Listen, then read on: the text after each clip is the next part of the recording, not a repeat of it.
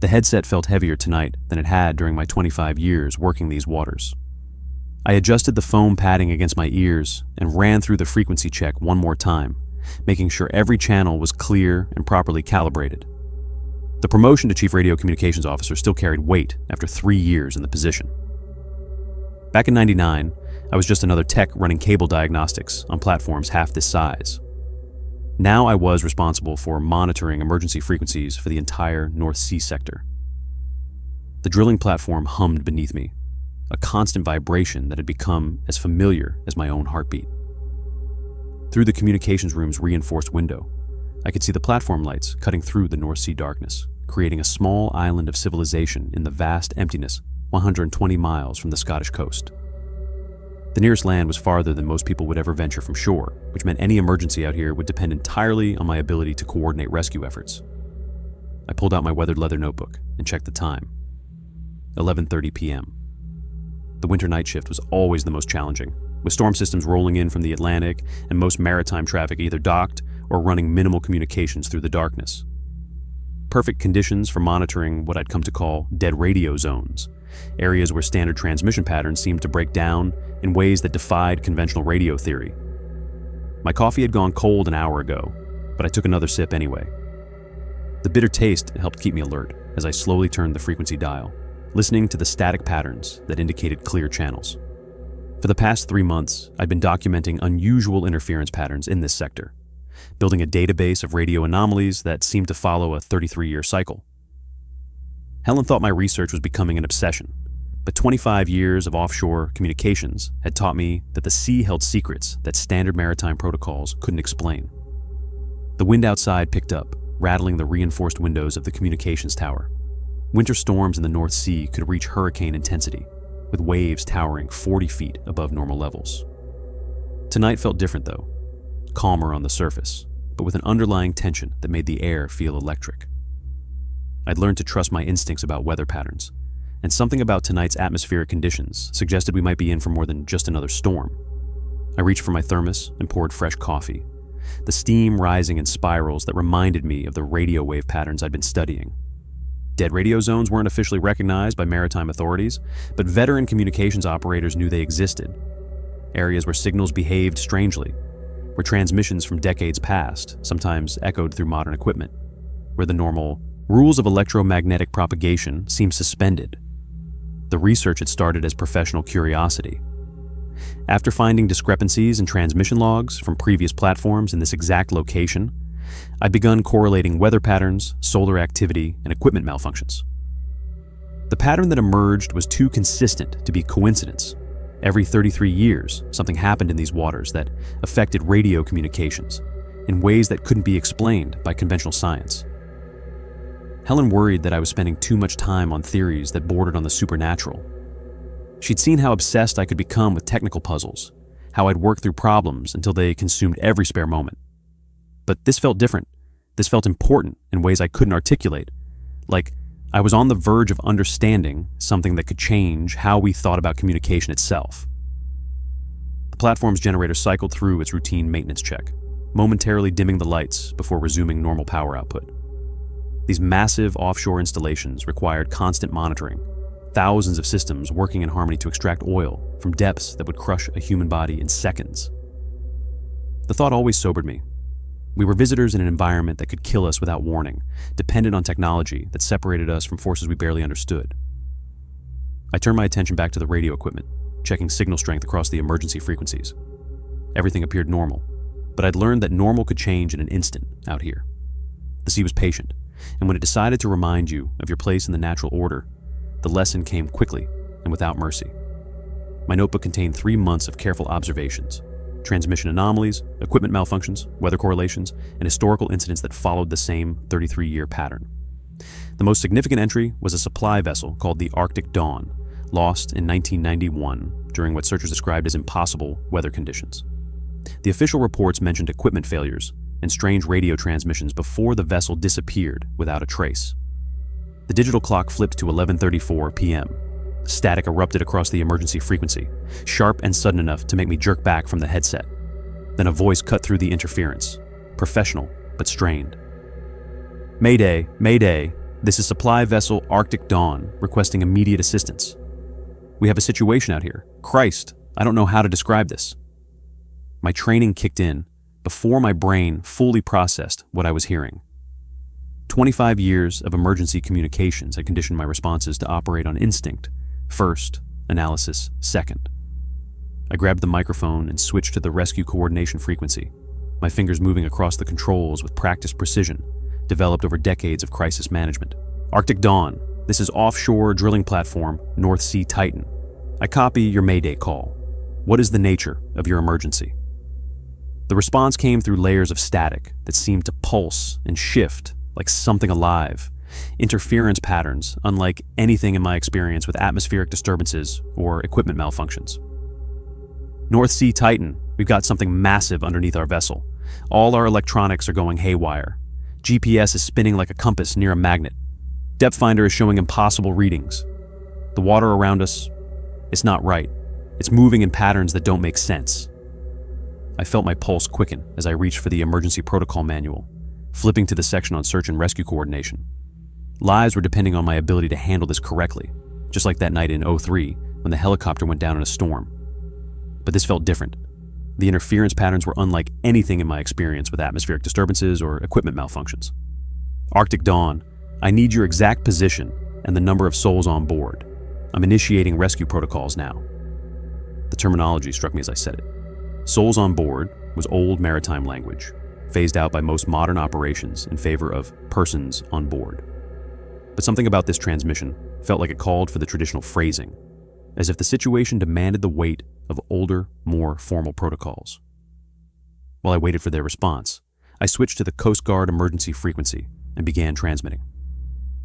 Aberdeen Coast Guard, this is drilling platform North Sea Titan with a Mayday relay. Supply vessel Arctic Dawn is reporting emergency situation at unknown coordinates, requesting immediate search and rescue response. The Arctic Dawn's voice came back through the static, more distorted than before. We're approximately 15 miles northeast of your position, but our instruments aren't giving reliable readings. 6 souls on board. The thing beneath us, it's affecting everything electronic. Our radio is the only thing still working, and barely. I tried the Coast Guard frequency again, then switched to the emergency maritime channel that connected all vessels in the area. All stations. This is drilling platform North Sea Titan coordinating rescue efforts for supply vessel Arctic Dawn in distress. Any vessels in the vicinity of coordinates? I paused, realizing I didn't have exact coordinates. The frustration of incomplete information gnawed at me.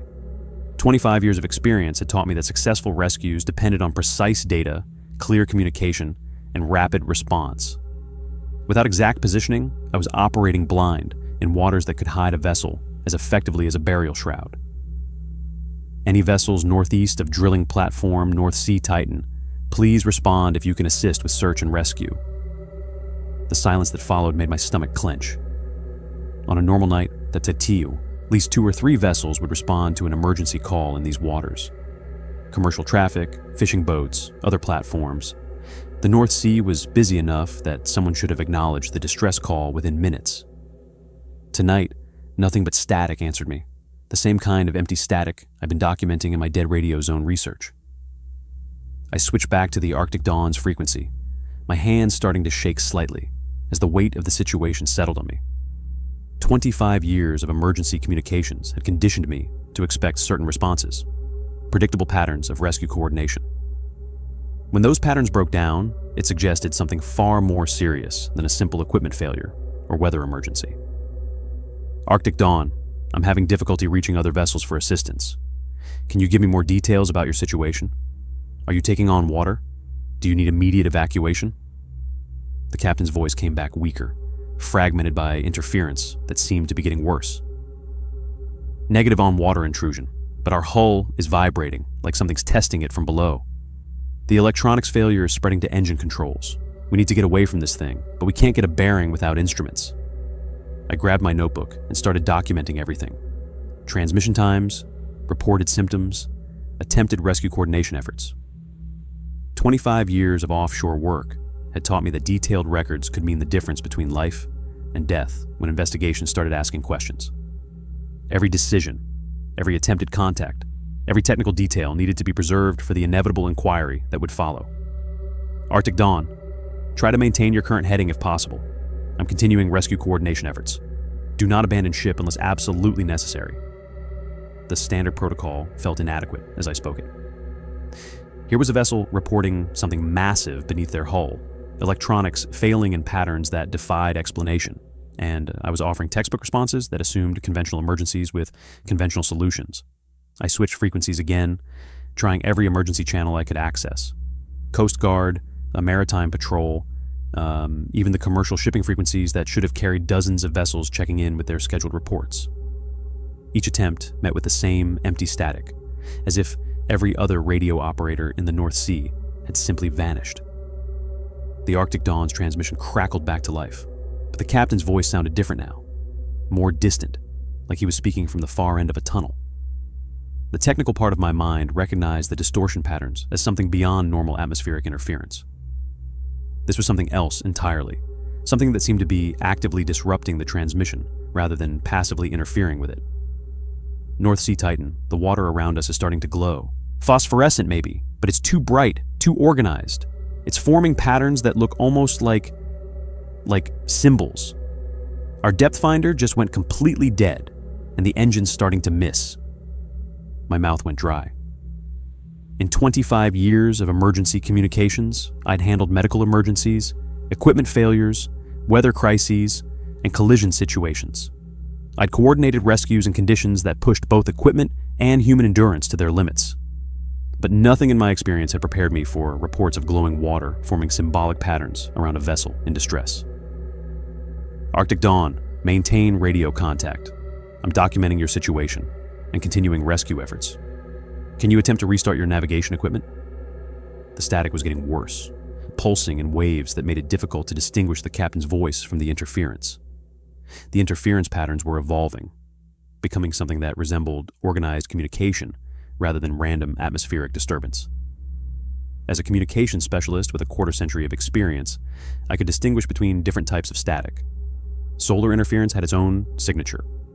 Weather-related disruption followed predictable patterns, and equipment failure produced recognizable distortion characteristics. This was something else entirely. Negative on navigation restart. The glow is getting brighter, and we can feel something moving beneath the hull. It's huge, North Sea Titan. Bigger than our vessel, maybe bigger than your platform. We're going to try to get the engine running at full power and break away from this area. The captain's voice carried decades of maritime experience, the kind of professional calm that came from handling emergencies and conditions where panic meant death. But underneath the controlled delivery, I could hear something I'd never encountered in 25 years of emergency communications. A fear that went beyond normal maritime hazards, beyond weather, or equipment failure, or even collision. This was the fear of something fundamentally outside human experience.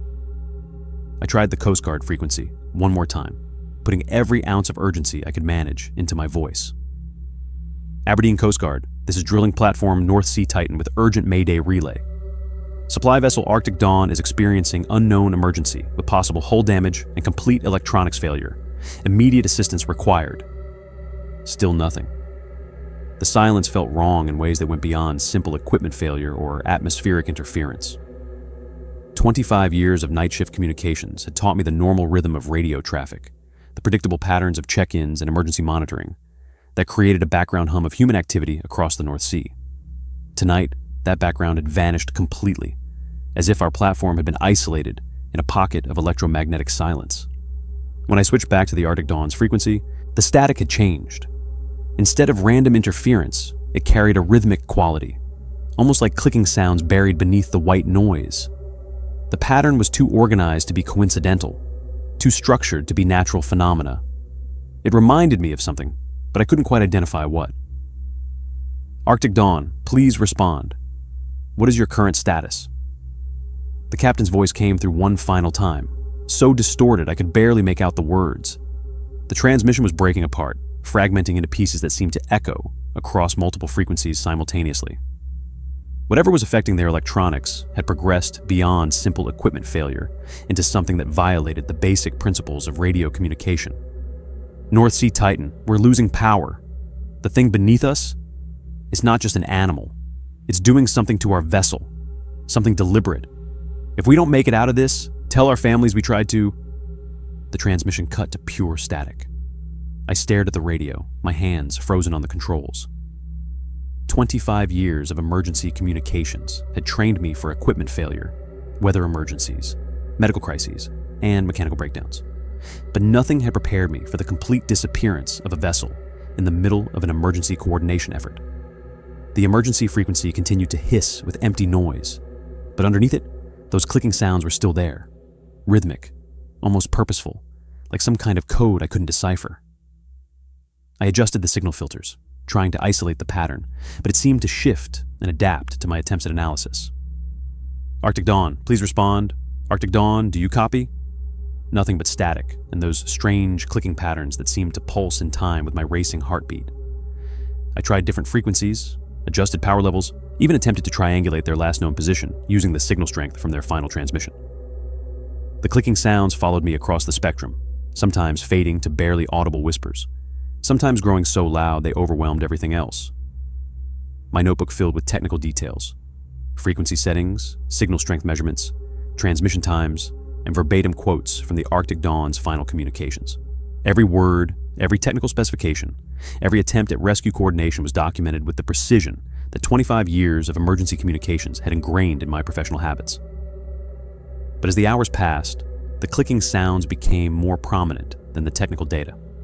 They seemed to have their own intelligence, responding to my adjustments with changes in rhythm and intensity. When I increased the gain, they grew louder. When I shifted frequencies, they followed. When I tried to filter them out, they adapted and found new ways to penetrate the equipment. By 3:00 a.m., I had filled 23 pages in my notebook with transmission logs, frequency, adjustments, and rescue coordination attempts. None of it had brought the Arctic Dawn back. The clicking sounds continued through it all, building into complex patterns that reminded me of Morse code, but followed no standard I recognized. The storm outside was intensifying, wind speeds climbing past 40 knots, and waves beginning to reach the lower platform levels. Under normal circumstances, weather like this would explain radio interference and communication difficulties. But the clicking sounds seemed to intensify along with the storm, as if the two phenomena were somehow connected. I reached for the coffee pot and found it empty. My hands were shaking slightly as I went through the motions of making a fresh pot, the routine activity providing some psychological anchor in a situation that was rapidly moving beyond my professional experience. 6 people were missing somewhere in the North Sea, and I was the only person who had heard their final transmission. The emergency frequency display showed signal strength indicators pulsing in rhythm with the clicking sounds, as if the radio equipment itself was responding to whatever force had affected the Arctic Dawn's electronics. I was beginning to understand that this was more than a rescue coordination failure. This was something that challenged the fundamental assumptions about how electromagnetic communication worked in these waters. By the time the sun started to rise over the North Sea, painting the water in shades of gold and gray, I had filled 28 pages in my notebook with transmission logs, frequency adjustments, and rescue coordination attempts. The storm had passed during the early morning hours, leaving behind the kind of crystalline clarity that made the ocean look deceptively peaceful. None of my efforts had brought the Arctic Dawn back. The clicking sounds had evolved throughout the night, developing into complex sequences that seemed to respond to my presence at the radio controls. When I adjusted frequencies, they would shift and adapt. When I increased gain, they would intensify. When I tried to filter them out completely, they would find new pathways through the equipment, as if the radio itself had become a conduit for something beyond normal electromagnetic transmission. The day shift supervisor would arrive in 30 minutes. Wade Phillips was a practical man who'd been running offshore operations for 3 decades, and I knew he'd want a full report of the night's activities. I also knew that losing contact with a vessel in distress would trigger a formal investigation, paperwork that could take weeks to complete, and questions about my competence as a chief communications officer. But 6 people were missing somewhere in the North Sea, and the clicking sounds were still coming through the emergency frequency, like some kind of supernatural Morse code, pulsing in patterns that seemed almost like breathing, almost like a heartbeat transmitted through electromagnetic waves. I organized my notes, trying to present the night's events in a way that would satisfy Wade's need for professional documentation, while accurately representing what had actually occurred. 25 years of experience had taught me how to frame unusual situations in language that administrative supervisors could accept. But this felt different. This felt like something that couldn't be reduced to standard incident reports and equipment malfunction forms. The clicking sounds had started soft, buried so deep in the static I almost missed them during the first few hours after the Arctic dawn went silent. But as I fine-tuned the emergency frequency, trying to re-establish contact, the pattern had become more prominent. Now it dominated the audio spectrum, a rhythmic percussion that seemed to emanate from the radio equipment itself rather than being received from an external source. Wade's boots echoed on the metal stairs outside the communications room at exactly 6:30 a.m. I heard him pause at the door, probably checking his clipboard and mentally preparing for whatever problems the night shift had created for him to solve. His routine was as predictable as the tide schedules, a professional consistency that had earned him respect from both management and crew over his 3 decades in offshore operations. "Morning, Caleb. How'd we do last night?" I turned in my chair, holding up my notebook. The weight of 28 pages of documentation felt substantial in my hands, evidence of a night that had challenged everything I thought I knew about emergency communications and maritime rescue operations. We had a situation. Supply vessel Arctic Dawn transmitted a mayday around 11:34 p.m. 6 souls on board reporting equipment failures and some kind of underwater contact. I've been coordinating rescue efforts, but I lost communication with them around 3:00 a.m. Wade's expression shifted from routine interest to the careful blankness he wore when he didn't want to deal with complications. He set his clipboard on the desk and rubbed his beard, a habit I'd noticed over our 3 years working together, a physical tell that indicated he was processing information that didn't fit his preferred categories of routine problems with routine solutions. Arctic Dawn, you get their registration number? Negative, they were having electronics failures. Couldn't give me reliable position data either. I've got detailed logs of all transmissions and rescue coordination attempts. I flipped through the pages, showing him the timeline I'd documented. Every transmission attempt, every frequency adjustment, every piece of technical data was recorded with the precision that 25 years of emergency communications had taught me was essential for post-incident analysis. I tried reaching Aberdeen Coast Guard, Maritime Patrol, commercial shipping. Nobody responded to the emergency calls. Nobody responded? Wade's voice was flat, carrying the tone he used when reports didn't align with his understanding of how maritime operations worked. In the entire North Sea sector? That's what made it so strange. On a normal night, I'd have 3 or 4 vessels offering assistance within minutes. Last night, nothing but static. The clicking sounds were still there, faint but persistent through the emergency frequency speaker. I could hear them underneath our conversation, that same rhythmic pattern that had been growing stronger throughout the night. Wade stood 3 feet away from the radio, but his expression showed no sign that he heard anything unusual. Wade picked up my notebook and scanned the transmission logs. His eyes lingered on the pages of clicking patterns, and I saw his jaw tighten slightly. The technical documentation was thorough and professional, but the audio pattern transcriptions looked like something between Morse code and abstract art, symbols that defied easy categorization. These dots and dashes. What's this supposed to be? Audio patterns from the emergency frequency. After the Arctic dawn went silent, I kept monitoring their channel. There's some kind of interference that sounds almost like code. He flipped through more pages, his frown deepening with each sheet of documentation. 28 pages of meticulous record-keeping, but the overall picture they painted was something that challenged standard operating procedures and normal explanations for equipment behavior. "Caleb, I need you to think carefully about this. A vessel in distress, electronics failures, mysterious underwater contact, and now coded messages through radio static. Does any of that sound like a normal emergency to you?" "No, sir. That's why I documented everything so thoroughly. When the investigation starts, they'll need complete records of investigation." Wade set the notebook down and looked at me directly. "Son, before we start talking about investigations and paperwork, we need to make sure we actually had a real emergency. Maritime Authority gets jumpy about missing vessel reports, especially when the details don't add up." I felt my stomach clench. The weight of 25 years of professional experience told me that 6 people had been in genuine distress, that I had heard their voices calling for help through increasingly desperate transmissions. But Wade's tone carried the authority of 3 decades managing offshore operations, and his skepticism was rooted in practical experience with administrative complications. 6 people were in distress. I heard them myself. I'm not questioning what you heard.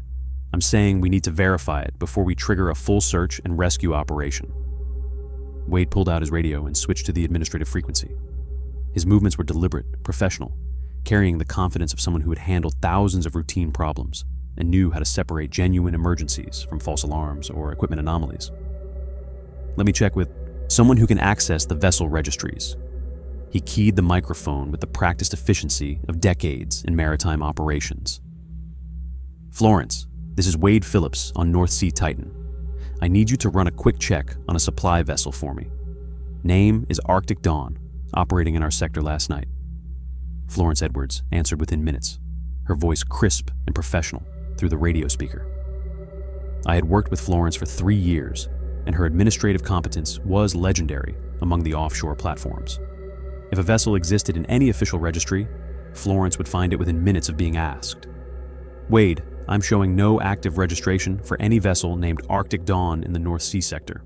Can you give me more details? Wade glanced at me, then back at the radio. His expression showed the careful neutrality of someone confirming suspicions he had hoped were incorrect. Negative on additional details, just checking if the name was in your database. I ran it through current registrations, recent transfers, and inactive vessels. No matches for Arctic Dawn in any category. Is this related to an incident report? Just routine verification. Thanks, Florence.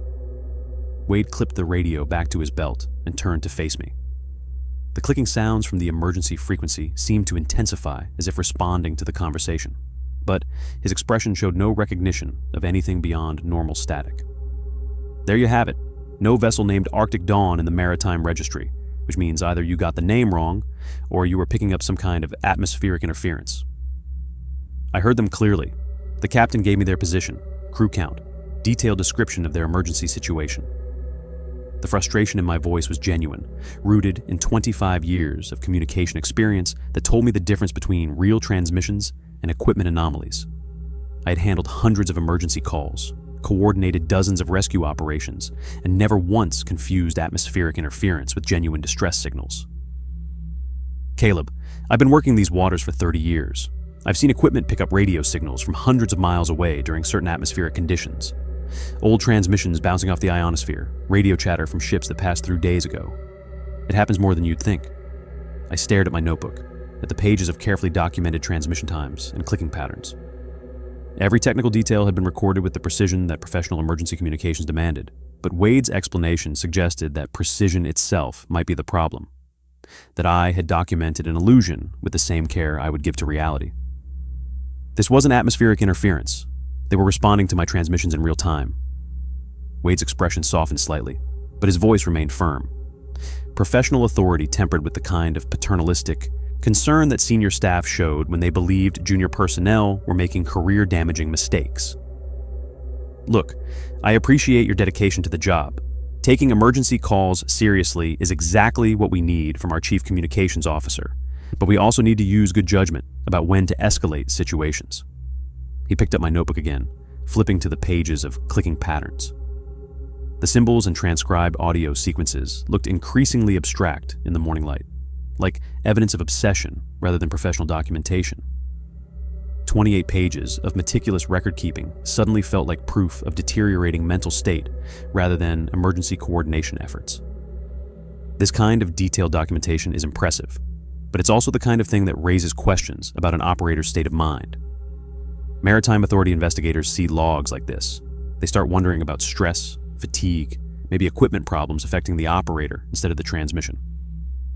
You think I imagined the whole thing?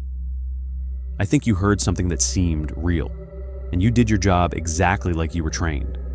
But now we need to step back and look at the facts. No vessel registration, no response from other ships, no physical evidence of a distress situation. The clicking sounds were still there, faint but persistent through the emergency frequency speaker. I could hear them underneath our conversation, that same rhythmic pattern that had been growing stronger all night. Wade stood 3 feet away from the radio, but his expression showed no sign that he heard anything unusual. Sometimes the most professional thing to do is recognize when we might have misinterpreted what we experienced, Wade continued. 25 years of experience means you know the difference between equipment failure and genuine emergency. But it also means you know how isolation and night shift fatigue can affect perception. The morning sun was streaming through the reinforced windows of the communications room, painting everything in the harsh clarity of daylight. Under normal circumstances, sunrise marked the end of the night shift, the transition from emergency vigilance to routine operations. But the clicking sounds continued, unaffected by the change from darkness to light, as if they existed outside normal temporal boundaries. What about the rescue coordination protocols? If there's even a chance that people are in distress, Caleb. Wade's voice carried the authority of 3 decades managing offshore operations, cutting through my objection with the finality of administrative decision-making. I'm not filing a missing vessel report based on unverified radio contact with a boat that doesn't exist in any official registry. That kind of paperwork brings investigators, Coast Guard reviews, questions about our equipment, and procedures. It's not worth the complications. I looked at my notebook one more time at the documentation of transmission times and clicking patterns that had consumed my entire night. 28 pages of meticulous record keeping, every technical detail preserved with the precision that 25 years of emergency communications had ingrained in my professional habits. 6 people had called for help, and now they were being erased by bureaucratic convenience. I understand, sir. Wade nodded and picked up his clipboard, returning to the routine that governed every aspect of offshore operations. Professional authority reasserted, potential complications neutralized, administrative efficiency restored. Good, get some rest, and we'll chalk this up to a learning experience. Night shifts can play tricks on your mind, especially when you're spending too much time on research projects. He headed for the door, then paused and looked back. The expression on his face carried the weight of 3 decades in management, the accumulated wisdom of handling personnel problems that could escalate into safety hazards if not addressed promptly and definitively. Caleb, next time you think you're picking up distress calls from unregistered vessels, check with me before you spend the whole night chasing ghosts. We've got real work to do out here. The door closed behind him, leaving me alone with the radio equipment and the persistent clicking sounds that only I seemed able to hear. I stared at the emergency frequency display, watching the signal strength indicators pulse in rhythm with the strange audio patterns that had dominated the past 6 hours. Wade was probably right about atmospheric interference and equipment anomalies. The logical explanation was that I'd misinterpreted random radio noise, maybe picked up fragments of old transmissions that had somehow bounced back through the atmosphere. 25 years of experience should have been enough to distinguish between genuine emergency communications and technical artifacts. But the clicking sounds were still there, still following that same deliberate pattern, still responding to my presence at the radio controls. And somewhere in the back of my mind, I could still hear the Arctic Dawn captain's voice calling for help in the darkness, professional competence strained to the breaking point by something that defied conventional maritime emergency protocols.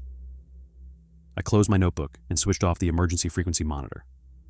The clicking sounds faded to silence, but I knew they'd be waiting for me when I returned for tonight's shift.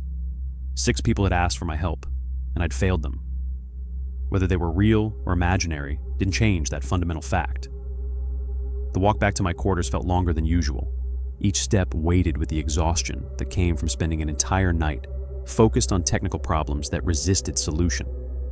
The North Sea stretched endlessly in all directions, gray water under gray sky, a reminder of how isolated we were from the normal world of routine, problems, and conventional explanations.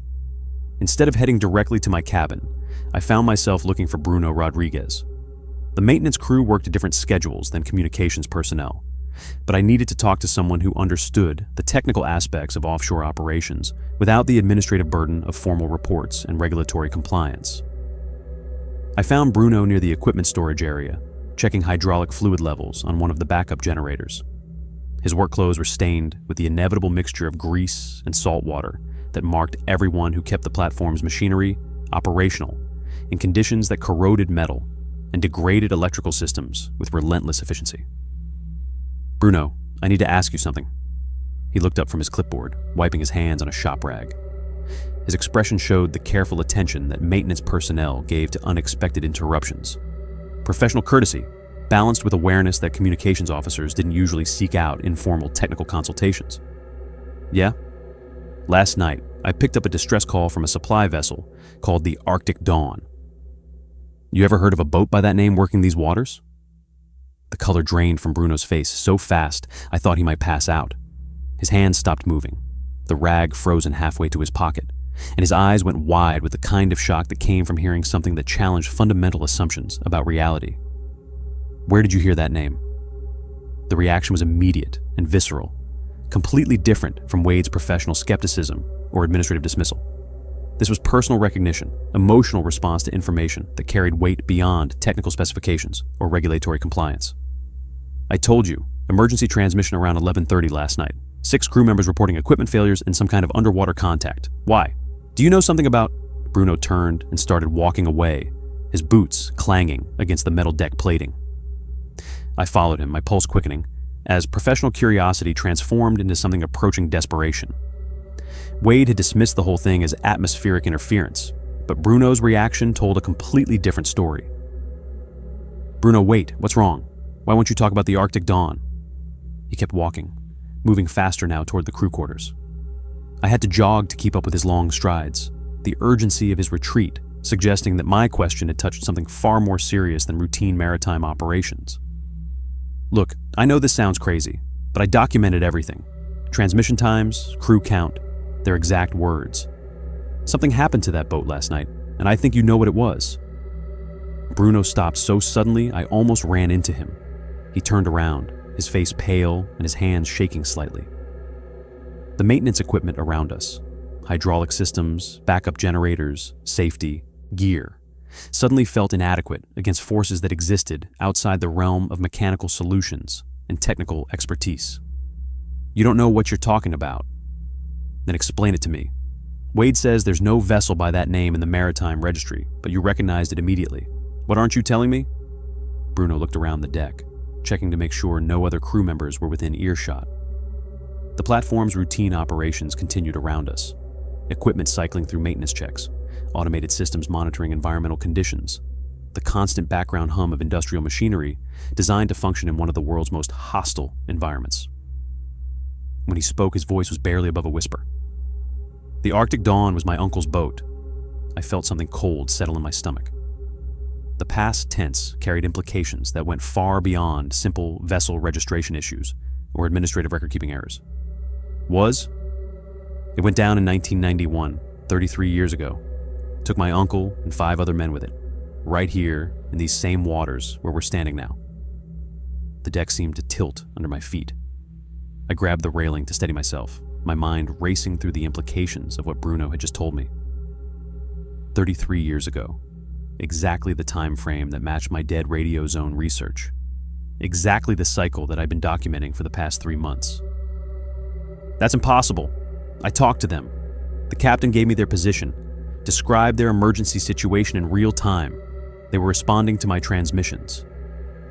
Bruno's expression shifted from fear to something that looked almost like pity.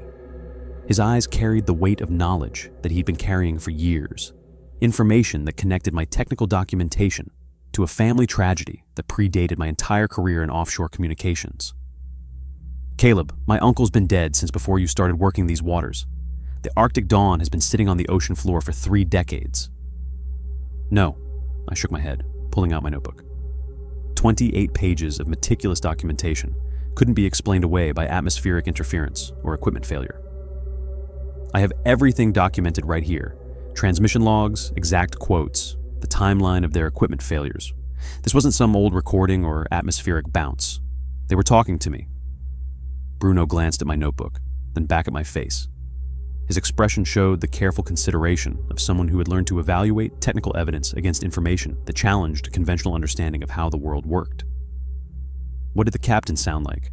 How did he talk? I flipped through the pages, finding the transcripts I'd written during the emergency.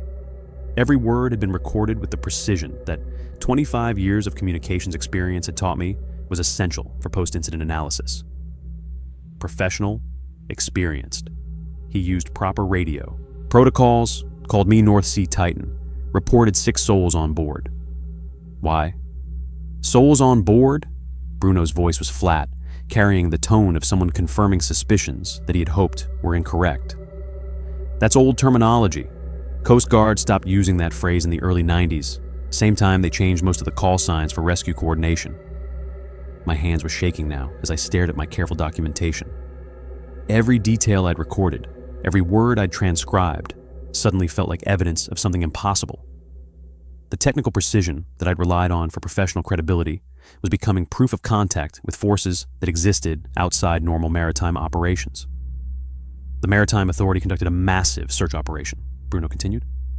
His voice carried the weight of family history, stories that had been passed down through decades of grief and unanswered questions. Helicopters, Coast Guard cutters, commercial vessels, they covered hundreds of square miles looking for survivors or wreckage. Never found so much as a life jacket. But I heard them. They described equipment failures, something massive underneath their boat affecting their electronics. The captain was scared, but trying to stay professional. Bruno nodded slowly. That matches the last transmission anyone received from them. My family kept copies of the Coast Guard reports. The Arctic Dawn called in equipment failures and strange sonar readings before they went silent. Search teams found the area where they disappeared, but the waters are over 400 feet deep out there, too deep for recovery operations with 1991 equipment. I leaned against the railing, trying to process what Bruno was telling me. The logical part of my mind insisted there had to be an explanation. Old recordings, equipment malfunctions, some kind of elaborate hoax that connected my technical research to his family tragedy. But Bruno's reaction was too genuine, too specific. You said strange things happen in these waters. What kind of things? Bruno looked around again, then moved closer so he could speak even more quietly. The platform's isolation suddenly felt different. Not just geographical separation from land, but separation from the normal rules that governed electromagnetic communication and maritime operations. Night shift workers sometimes report equipment acting up for no reason. Radio static that sounds almost like voices. Sonar readings that don't match the ocean floor charts. Most guys just keep quiet about it because talking about supernatural stuff gets you labeled as unstable. Supernatural. The word felt strange in my mouth, completely at odds with 25 years of technical training and professional experience in communications engineering. I've worked these waters for 12 years, Caleb. I've seen things that don't have logical explanations. The older crew members, the ones who've been out here since the 90s, they know to stay away from certain topics. They learned that some experiences are better left undiscussed. I thought about Wade's reaction that morning, how quickly he dismissed my report and warned me about the complications that detailed documentation could create. Maybe he hadn't been protecting the company from bureaucratic hassles. Maybe he'd been protecting me from something else entirely, the kind of career-destroying reputation that came from reporting incidents that challenged fundamental assumptions about reality. The clicking sounds, I said. After the Arctic Dawn went silent, I kept hearing these rhythmic patterns through the emergency frequency. Like Morse code, but not quite. They went on for hours. Bruno's face went even paler. The maintenance equipment around us suddenly felt inadequate. All our technical expertise, all our professional experience with offshore operations, reduced to irrelevance by forces that existed outside the realm of mechanical solutions and engineering protocols. You heard clicking sounds? Yeah. Why is that significant? Bruno's hands were shaking now as he set down his clipboard. The routine maintenance work that had occupied his attention suddenly seemed trivial compared to the implications of what I was describing. 28 pages of technical documentation connecting my experience to his family history in ways that defied conventional explanation. My uncle was a telegraph operator in the Navy before he became a supply boat captain. Family stories say he used to tap out Morse code with his fingers when he was thinking, especially when he was worried about something. It was just a nervous habit, but everyone who knew him recognized the sound. The notebook slipped from my hands and clattered onto the deck. I stared at Bruno, feeling my understanding of reality begin to crumble around the edges. 25 years of technical training, professional experience with electromagnetic communication, systematic documentation of radio anomalies. All of it suddenly felt inadequate against the possibility that I had somehow made contact with people who had died decades before I'd ever set foot on an offshore platform. You're saying I made contact with your dead uncle? I'm saying you picked up a transmission from a boat that's been on the ocean floor for 33 years. And now you're hearing the same clicking sounds that my uncle used to make when he was alive. Bruno bent down and picked up my notebook, handing it back to me. The technical documentation felt heavier now, weighted with implications that went far beyond equipment malfunction reports and atmospheric interference analysis. 28 pages of evidence for something that challenged the fundamental principles of electromagnetic communication. What do you think that means? I couldn't answer. Every rational explanation I'd constructed over the past 18 hours was dissolving, leaving me with the impossible truth that my dead radio zone research had somehow opened a channel of communication with forces that existed outside normal temporal boundaries. The 33-year cycle that I'd been documenting wasn't just a technical curiosity, it was a schedule. Caleb, listen to me carefully. Whatever's happening to you, whatever connection you've made with that frequency, it's not going to stop. These waters have a long memory, and some things that go down never really stay down. The platform's routine operations continued around us, automated systems cycling through maintenance checks, equipment monitoring environmental conditions, the constant background hum of machinery designed to function in one of the world's most hostile environments. But underneath all the technical complexity, something else was operating on schedules that had nothing to do with human engineering. What am I supposed to do? Bruno looked toward the communications tower, then back at me. His expression carried the weight of family knowledge, stories that had been passed down through decades of grief, and unanswered questions about what had really happened to the Arctic Dawn in 1991. I don't know, but I'd be very careful about who you tell. Wade's reaction this morning was probably the smart one from a career standpoint. Maritime Authority investigators start asking questions about supernatural incidents, and suddenly you're the crazy radio operator who talks to ghosts. He started to walk away, then paused and looked back. The information he was about to share felt like a test, a way of determining whether my experience was genuine or simply the result of night shift isolation and equipment malfunction. My uncle's name was James McLeod. If you hear that name during one of your transmissions, you'll know for sure what you're dealing with. Bruno disappeared into the crew quarters, leaving me alone on the deck with my notebook full of impossible documentation. The sun was starting to set over the North Sea, painting the water in shades of orange and gray that reminded me of the emergency frequency display during those strange clicking sequences. In 6 hours, I'd be back in the communications room for another night shift. The emergency frequency would be waiting, along with whatever forces had used it to reach across 33 years of death and silence. My dead radio zone research had been designed to document technical anomalies in electromagnetic transmission, but I was beginning to understand that I had stumbled onto something far more significant. The Arctic Dawn crew had found a way to communicate through the same frequencies that carried routine maritime traffic, using equipment that responded to forces beyond conventional radio theory. And somewhere in those transmissions, James McLeod was trying to tell me something that went beyond simple distress calls or emergency coordination. I opened my notebook and stared at the transmission logs from the Arctic Dawn. Every word I transcribed, every technical detail I documented was evidence of contact with something that shouldn't exist according to everything I'd learned about electromagnetic communication in 25 years of professional experience.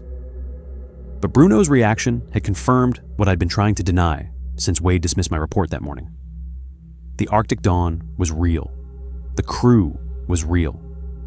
And somehow, they were still out there in the darkness, calling for help that would never come. The digital clock on my nightstand read 11:30 p.m. when the clicking started. I bolted upright in my narrow bunk, heart hammering against my ribs. The sound came from somewhere outside my cabin, rhythmic, deliberate, like fingernails tapping against metal. The same pattern I'd been hearing through the radio static, but now it existed in physical space, transmitted through the platform's steel structure rather than electromagnetic waves. Click, pause, click, click, pause. The same sequence that Bruno's uncle had used when he was nervous, tapping out Morse code fragments while he thought about problems that had no solutions. I grabbed my flashlight and pulled on my work boots, not bothering with socks.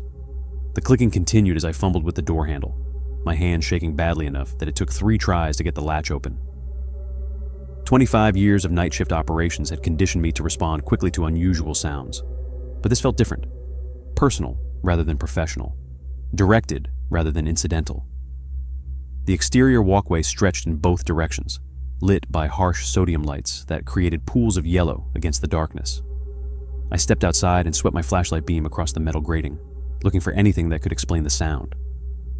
The North Sea wind was calm tonight, barely enough to stir the safety cables, certainly not strong enough to cause rhythmic tapping against the platform structure.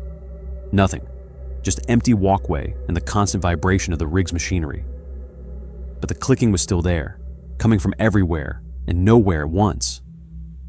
It seemed to follow me, staying just at the edge of my hearing, no matter which direction I turned.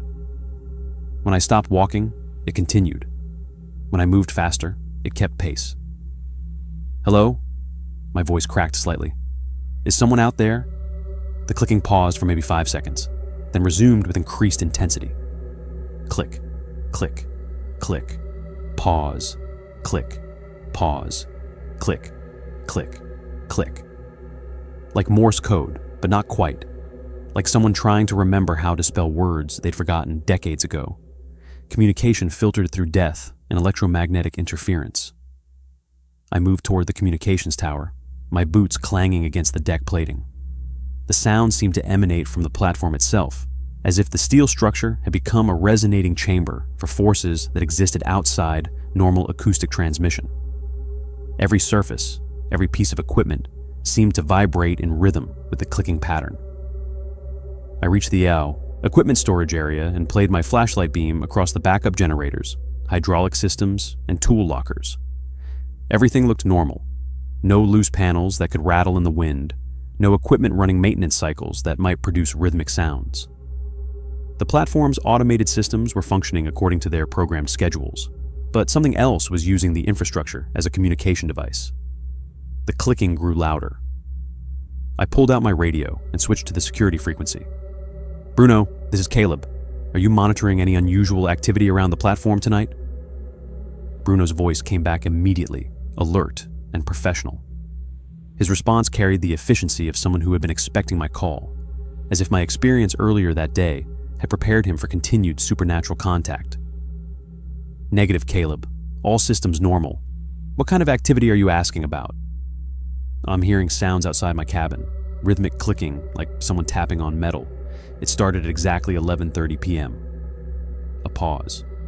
I could hear Bruno's breathing through the radio, the sound of someone processing information that challenged standard security protocols. "I'm showing no vessels in the area, no equipment running automated cycles. You want me to do a perimeter check?" "Yeah, that would be great. I'm near the communications tower now, but I can't locate the source." I waited while Bruno conducted his security sweep, the clicking sounds continuing around me like an invisible percussion section. My flashlight beam caught nothing but empty walkways and standard equipment, but the sound was definitely there. Too organized to be random, too persistent to be mechanical. It was communication, but transmitted through methods that existed outside normal electromagnetic or acoustic principles. Bruno's voice crackled through the radio 10 minutes later. "Caleb, I've checked the entire platform perimeter. No boats, no loose equipment, no maintenance systems running. Whatever you're hearing, it's not showing up on any of my detection equipment?" The clicking stopped abruptly, leaving me standing in the sudden silence with my flashlight pointed at nothing. I waited, counting my heartbeats, but the sound didn't return. James McLeod had made his point. He could reach through 33 years of death to communicate, but only when he chose to, only when conditions were right. "Thanks, Bruno. False alarm, I guess." "No problem. You okay out there? You sound a little shaky." I wasn't okay.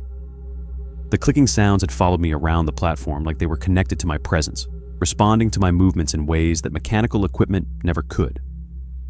Whatever was producing them existed outside the normal rules of cause and effect, using the platform's infrastructure as a supernatural communication device. "I'm fine, just thought I heard something." I made my way back to my cabin, but sleep was impossible. I lay in my bunk, staring at the ceiling, listening for any return of the clicking sounds. They didn't come back, but I could feel something waiting in the darkness beyond the rig's lights. Patient, persistent, and completely beyond my ability to understand or control. James McLeod was trying to tell me something, and tomorrow night I would have to return to the communications room to hear what he had to say. At 6:30 a.m., I gave up on sleep and headed to the communications room for my regular shift. The emergency frequency displays showed normal static patterns, but when I put on my headset, the clicking sounds returned immediately. They were coming through the radio equipment itself now, not from outside the platform. The emergency frequency that had carried the Arctic Dawn transmission pulsed with the same rhythmic pattern I'd heard in the darkness, but amplified through the speakers until it filled the entire room. I tried adjusting the frequency settings, but the clicking followed me across the spectrum. When I switched to different channels, it faded slightly, but never disappeared completely.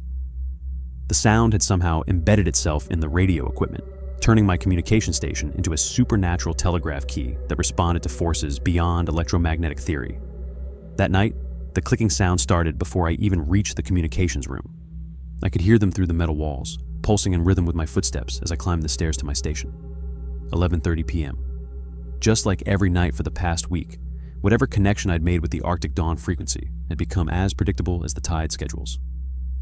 I settled into my chair and powered up the radio equipment, knowing the sounds would intensify the moment I put on my headset. The emergency frequency display flickered to life, showing the same static patterns I'd been monitoring since my promotion. But underneath the white noise, that familiar rhythm waited like a heartbeat in the darkness. The headset felt heavier tonight. I adjusted the padding and reached for the frequency controls, my hands moving with practiced precision, even though my fingers trembled slightly. The clicking sounds grew stronger as I fine-tuned the emergency channel, building from whispers to a steady percussion that filled my skull. Click, pause, click, click, pause. The same pattern James McLeod had used when he was nervous, tapping out Morse code fragments while he thought about problems that had no solutions. I reached for the microphone, my voice barely steady enough to form words. Arctic Dawn, this is North Sea Titan. I can hear you. I know you're trying to tell me something. The clicking pattern shifted immediately, becoming more complex and organized. Instead of random taps, the sounds formed distinct sequences that reminded me of the telegraph codes I'd studied in communications training. Dots and dashes buried in supernatural static, spelling out words in a language that predated modern radio. Protocols. Then I heard something else underneath the clicking. Fragments of voices speaking in the same outdated terminology that had characterized the original distress call. Souls on board, mixed with static that pulsed like breathing. The words were distorted, stretched across decades of death and silence, but they carried the same desperate urgency I'd heard during that first transmission. I'm listening, I whispered into the microphone. What do you need me to understand? The voices grew stronger, overlapping each other in a chorus of supernatural interference. I could make out individual words now. Beneath, waiting, not finished, but the complete message remained frustratingly unclear. The clicking sounds provided rhythm while the voices carried meaning, creating a form of communication that existed outside normal radio transmission. Through the supernatural static, I heard James McLeod speaking in the measured tones of an experienced telegraph operator. His words carried the authority of someone who had spent decades managing emergency communications, but they were filtered through layers of death that made them sound like echoes from the bottom of the ocean. North Sea Titan, this is Arctic Dawn. We have unfinished business in these waters. The thing that took us is still here, still waiting. You need to understand what you're dealing with before it's too late. I leaned forward in my chair, my pulse racing as the message became clearer. What thing? What happened to your boat? The clicking sounds intensified, building to a crescendo that made my teeth ache. Through the supernatural static, James McLeod described something massive moving beneath their hull, something that had affected their electronics and drawn them into the depths. His words painted a picture of an entity that existed outside normal marine biology, a presence that had claimed the Arctic Dawn and was still active in these waters. It feeds on electromagnetic energy, James continued, his voice fading in and out like a distant radio station. Your communications equipment makes you visible to it. The more you listen, the stronger the connection becomes. We're trying to warn you before you end up like us. The emergency frequency speaker crackled with interference that sounded almost like laughter. Whatever had taken the Arctic Dawn crew was aware of our communication, listening to every word we exchanged through the supernatural radio link. I was broadcasting my location to something that hunted through electromagnetic signatures, marking myself as a target every time I powered up the radio equipment. What can I do? I asked into the microphone. How do I protect the platform? You can't. James McLeod's voice carried the finality of someone who had learned too late about forces beyond human comprehension. But you can warn others. When the 33-year cycle completes, when it hunts again, make sure people know what they're dealing with. Don't let them disappear without a trace, like we did. The transmission began to fade, the clicking sounds growing softer as dawn approached. But James McLeod had one final message, words that would haunt me for the rest of my career in offshore communications. The next cycle begins in 2357. Remember our names. Remember what happened here. Don't let them forget. The emergency frequency fell silent, leaving me alone with the weight of supernatural knowledge and the responsibility of carrying warnings that no one would believe. 25 years of professional experience had prepared me for technical problems and equipment failures, but nothing had prepared me for becoming a guardian of impossible truths. In these waters, some things that went down never really stayed down. and I was the only one left who could hear them calling.